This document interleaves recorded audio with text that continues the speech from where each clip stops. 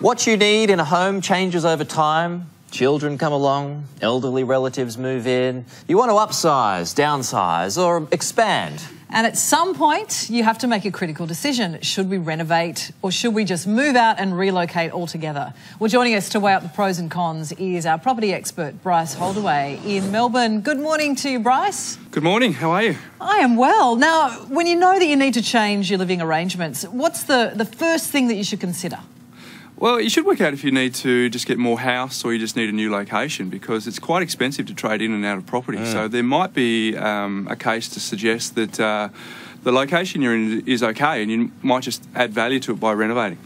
Yeah, so what do you have to do? What are some of the things that you need to know before you hit the button, you hit the green light on the renovation mission? Yeah, exactly. First of all, it seems obvious, but you need to know the scope of the project. But it's an exciting time if you're thinking of renovating.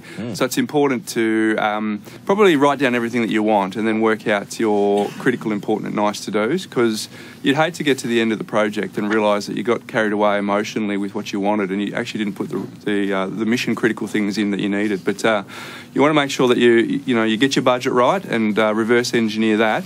But critically, you want to make sure that in the suburb that you're in, you don't want to overcapitalise, because it's generally the biggest asset that most people have. And if they overcapitalise, it might take them a long time to get their money back. Because it is tricky, because you do need to plan ahead and try and factor in what your future living arrangements might be. But as you say, you don't want to overcapitalise. How do you get the most bang for your buck? Yeah, well, if you think about owner-occupiers, they always buy with their heart or through their emotions, so you need to appeal to those sorts of things. So the wet areas of the kitchen and bathroom are the obvious ones. Al fresco areas, if you're in a climate that allows people to take advantage of being outside, you want to take advantage of any favourable aspects or views that you do have. And anywhere in particular where you can increase the natural light would be just amazing. But one of the forgotten ones is to allow for additional storage, because that never goes astray. Yeah, you need lots of that. Yep. Now, if you do have the cash to relocate, what should your top priorities be when you move home? Look, I would say your top priorities is to realise, I've moved state 3 times and it can take up to 12 months to settle. So you need to be patient. You need to really remember that, particularly if you're moving with Hawaii as a backdrop, if you're moving to a place that is a holiday destination, you're thinking about when you're on holiday there. You've got to remember that it's just normal life when you arrive, and you need to know where your amenities are and you need to connect with the right people. So for me, it's about making sure that you realise that it's going to take some time to adjust and to be patient in that, because you might get homesick pretty quickly.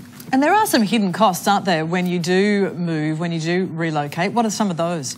I think the biggest one is the emotional cost. You're letting go of friends, networks, familiarity, and to move to a new place where you don't know anything, and if you don't have someone that you can connect to straight away, that can be really difficult. But the other thing is obviously, the standard removal costs of, boxes and removalists. But the hidden one is always you get to the new place and you realise your old furniture is probably not what you need it to be. So you've got to get a new couch and you've got to get some new art for the wall and all of those little touches to make it a home, and that's often forgotten. Yeah, all right. Property expert Bryce Holdaway with some important tips and tricks. Bryce, thank you.